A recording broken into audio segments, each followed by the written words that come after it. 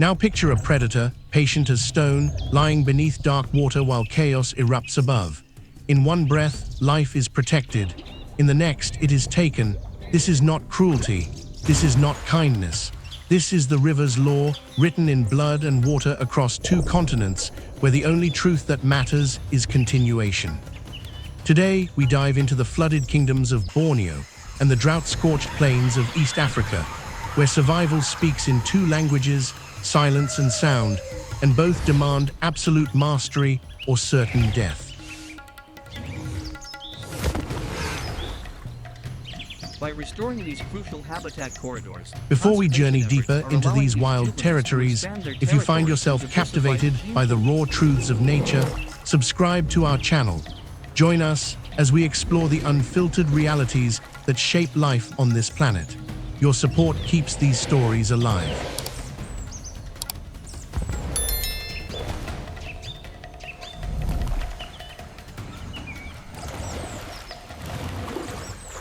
Borneo exists as a realm where definitions dissolve.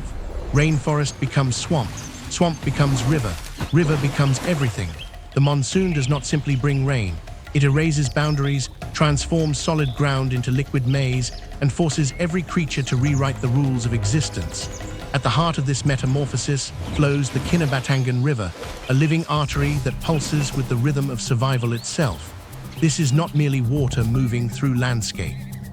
This is the conductor of an orchestra where every note is a matter of life or death, where timing means everything and hesitation means nothing will follow.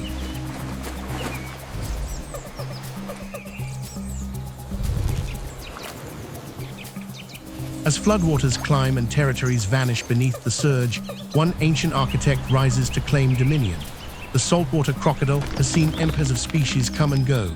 She has outlasted changes that erased entire lineages from the earth. For her, the monsoon is not disaster, but invitation. The expanding waters open hunting grounds that were unreachable mere days before. The chaos that drives other creatures to panic sharpens her advantage.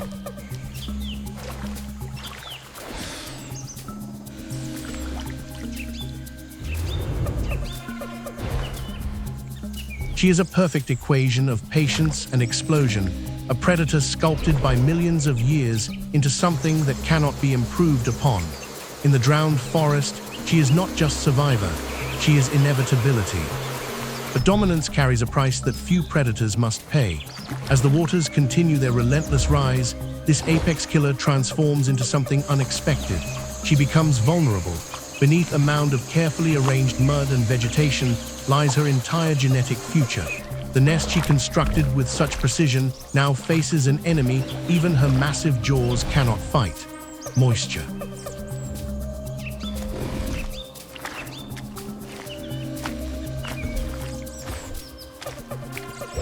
The flood that expands her power simultaneously threatens to drown her legacy. Every degree of temperature shift, every increase in humidity, every subtle change in the delicate chemistry beneath that mud could mean rot, stillness, death before life even begins. The hunter becomes guardian. Aggression gives way to vigilance. She cannot leave. She cannot rest. She can only wait and watch as water decides which futures will exist and which will dissolve into the river's memory.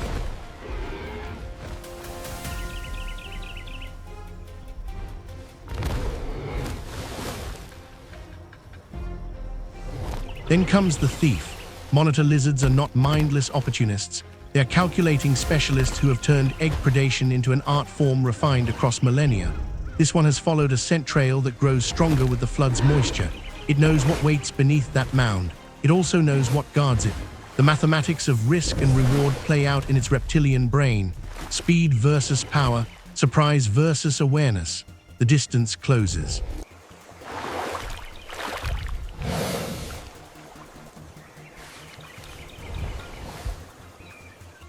The crocodile's eyes track movement with the precision of a weapon system locked on target. The standoff stretches, each second weighted with potential violence.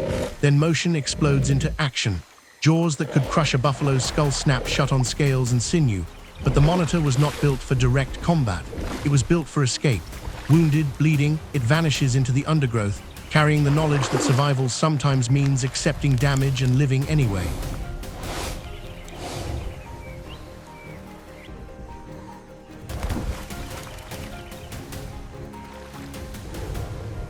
The nest remains intact.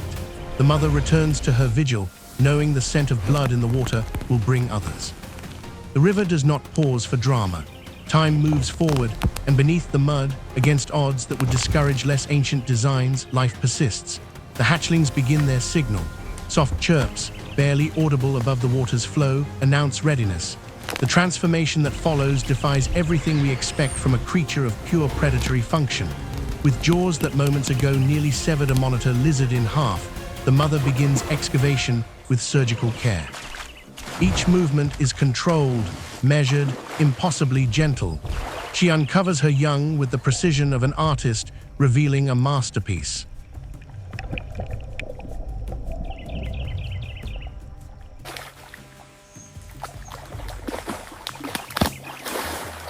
Then comes the most striking contradiction nature offers. She takes them into her mouth, those same jaws now transformed into transport, into sanctuary. One by one, she ferries the hatchlings to the water's edge, releases them into their new realm with a tenderness that seems impossible in something so thoroughly designed for killing. This is not emotion as we understand it. This is code written deeper than thought, instruction etched into DNA across time spans we struggle to comprehend. Lethal force and absolute care occupy the same body, the same moment, the same ancient purpose.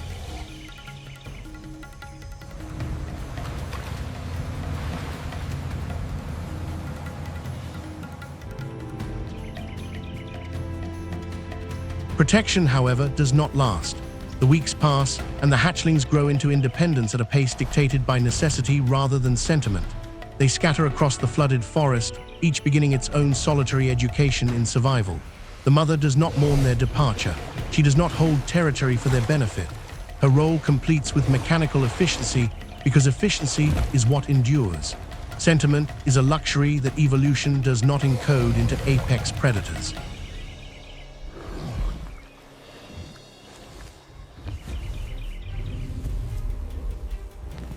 The cycle closes. The river prepares for the next hunt.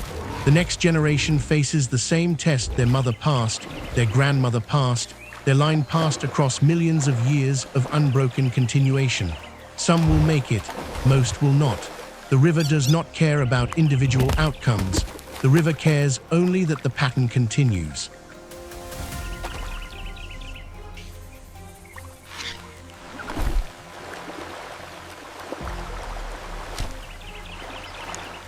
Now we cross continents to a landscape where survival speaks an entirely different language. In the forests of North America, the eastern gray wolf faces challenges that cannot be solved with ambush and silence. Their numbers have been reduced by human expansion, habitat loss, and the simple mathematics of predator-prey balance. But what they lack in population, they compensate for with something the crocodile does not possess: unity, intelligence applied collectively. Pack bonds that transform vulnerability into coordinated strength.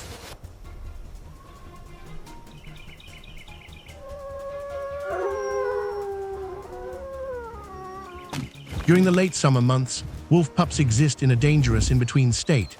They are too large to be easily moved and too small to keep pace with hunting adults. The pack establishes rendezvous sites, temporary nurseries where the young wait while hunters range across vast territories. These sites are not fortresses. They are exposed, vulnerable, dependent entirely on the pack's ability to detect and respond to threats before those threats arrive.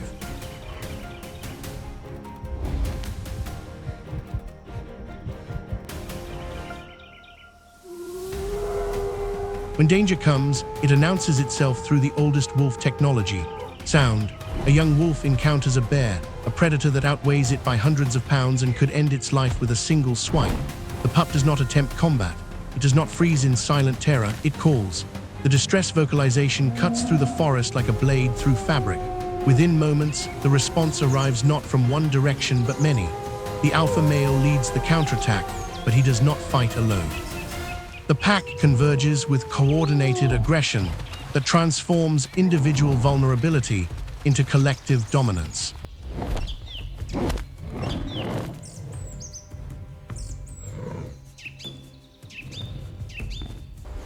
bear, powerful as it is, recognizes mathematics it cannot overcome. It retreats, choosing to seek easier opportunities elsewhere. The pup survives not through its own strength, but through connection, through the pack's willingness to answer the call and enforce protection as a group obligation. This is survival as symphony, not solo performance. The wolves have evolved to broadcast vulnerability and respond to it with immediate, overwhelming force. Where the crocodile thrives through isolation and ambush, the wolf endures through communication and cooperation. Two strategies, equally ancient, equally effective, separated by continent and bound by the same fundamental purpose.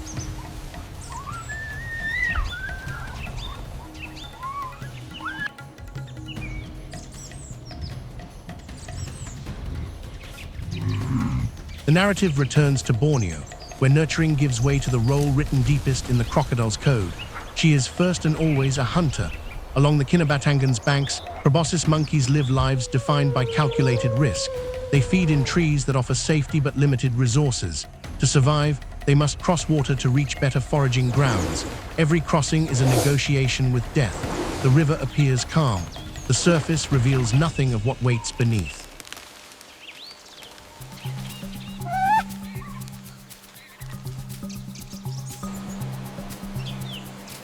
The monkeys time their leaps with instinct honed across generations, but instinct is not armor. One makes the fatal error, the miscalculation measured in fractions of a second. The surface explodes. The crocodile's attack is not passionate. It is mechanical, precise, inevitable. The monkey vanishes beneath water that closes over the disturbance as if nothing occurred. The rest of the troop continues, their survival dependent on accepting loss and moving forward. The river does not negotiate. The river does not compromise.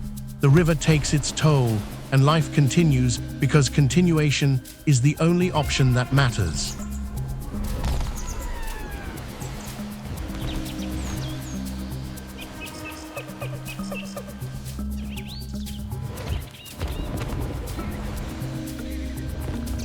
Now the scene shifts to East Africa during the drought's peak, where desperation drives massive herds toward shrinking water sources. Wildebeest, zebra, countless thousands moving as living rivers themselves, converge on the few remaining crossings. The drought has reduced choice to a single terrible option: cross or die. The herds arrive at the riverbank, and ancient strategies emerge from collective memory. Adults form living shields around the young.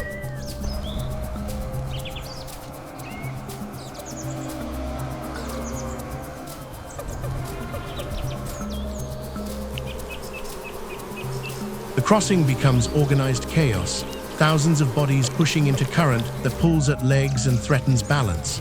But the river here, like the river in Borneo, holds patient killers. Nile crocodiles, equally ancient as their Asian cousins, equally refined by time into perfect ambush machines, wait in positions chosen with tactical precision.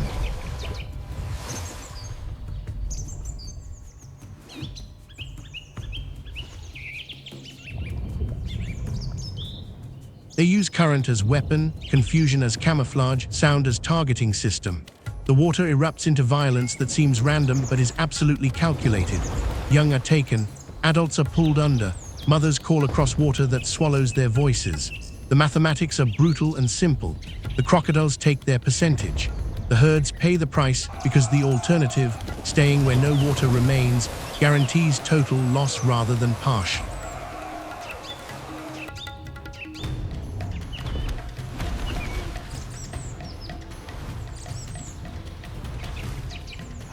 As bodies are claimed and the crossing continues, the survivors face truth that defines existence on the Savanna. They cannot stop. They cannot return. Loss is not reason enough to hesitate, because hesitation itself becomes death. The foals that vanish leave mothers calling into water that offers no answers. The pattern repeats across the crossing, each loss a separate tragedy that collectively becomes simply the cost of continuation.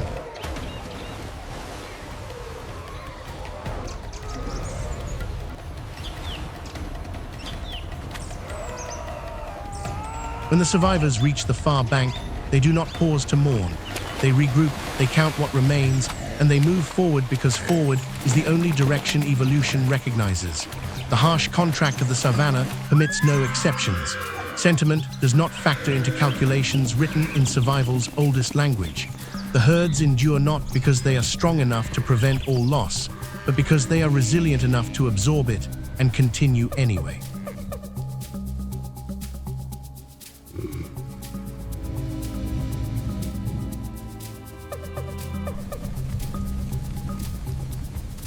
We close by recognizing the pattern that unifies these stories across species and continents. Whether through the crocodile's silent ambush or the wolf's coordinated call, whether through solitary power or pack unity, the fundamental code remains identical. Protect the next generation. Endure beyond the individual moment. Continue the pattern that has continued since life first learned to replicate itself.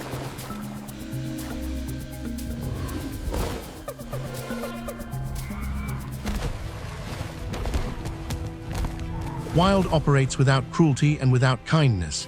It operates with precision that we mistake for harshness when we forget that nature's only purpose is continuation.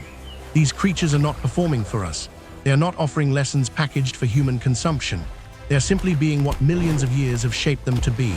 Perfect expressions of survival's requirements, written in scales and fur, in silence and sound, in water that both gives life and takes it with equal indifference.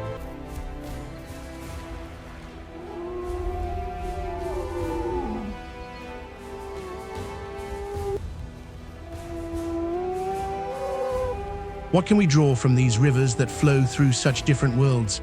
Perhaps this: strength and vulnerability are not opposites, but partners in the same dance. The crocodile, most powerful predator in her realm, becomes completely vulnerable when she becomes a mother. The wolf pup, weakest member of the pack, becomes protected through its willingness to broadcast that weakness. Our human tendency toward independence, toward solving everything alone, toward hiding vulnerability as if it were failure, perhaps misses nature's deeper wisdom. Here we see two vastly different approaches to survival: the solitary crocodile and the social gray wolf, each a master of its domain. Connection, whether to purpose or to others, transforms isolated weakness into collective resilience. The question is not whether we will face floods that threaten what we build, or droughts that force terrible crossings, or predators that wait in waters we must enter.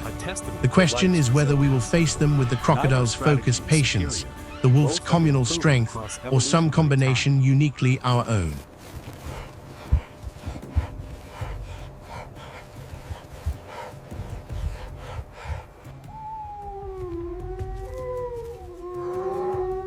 Thank you for traveling with us through these flooded kingdoms and drought-scorched plains. May you find your own balance between strength and care, between silence and sound, between taking what you need and protecting what matters most.